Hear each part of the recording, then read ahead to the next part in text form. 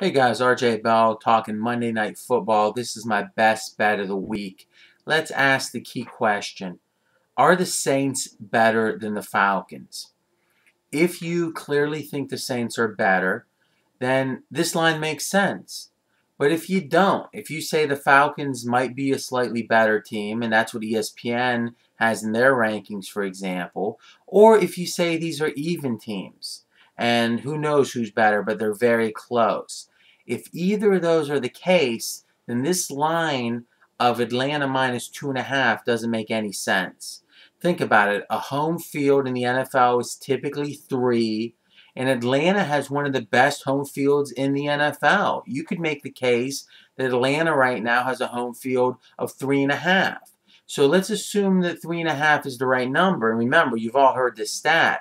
Ryan, the quarterback from Atlanta, has won 19 of 20 home games. So clearly a great home field, a great quarterback at home.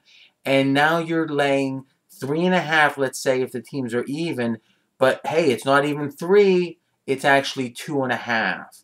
So if you're getting a full point from these teams being even, but remember, all points are not equal, is 3 is the most key number in football. So the fact that you could be laying 2.5 here instead of maybe 3.5 if these teams were even is a huge amount of value if you believe, again, that these are even teams. If you believe the Saints are just a much better team or a significantly better team, then the line's right. I don't think that. In fact, this harkens back.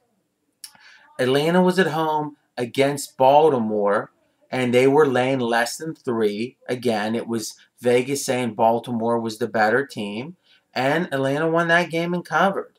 Then next, they were against Green Bay, laying less than 3. Vegas saying, hey, this is a better team, Green Bay. Well, again, Atlanta won, Atlanta covered. Now, how much better, in your opinion, are the Saints versus Baltimore? How much better are the Saints versus Green Bay when almost fully healthy with Rodgers feeling fine? I don't know. I think that all those teams are pretty close. I think Atlanta's pretty close. I think they're all 4 pretty close. But for some reason, we're only laying 2.5 with Atlanta at home. I look at that as pure value. Some people might say, oh, it's a little bit trappy.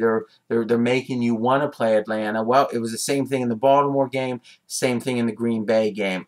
A trap assumes that they are putting a line out that everyone thinks is wacky. Really, in this case, I just think Atlanta by Vegas is undervalued, and the numbers are showing it. All right, so I see real value, like I said, with Atlanta. Couple other factors in this game. One is Atlanta has covered 6 straight games in December. So in the late season, they've been doing well this year and last year, which here we are, late season in December. Additionally, I think Atlanta is going to be able to run the ball against this Saints team. Last week against Baltimore, they gave up over 200 yards rushing. In the first meeting against Atlanta, the Saints gave up over 200 yards rushing.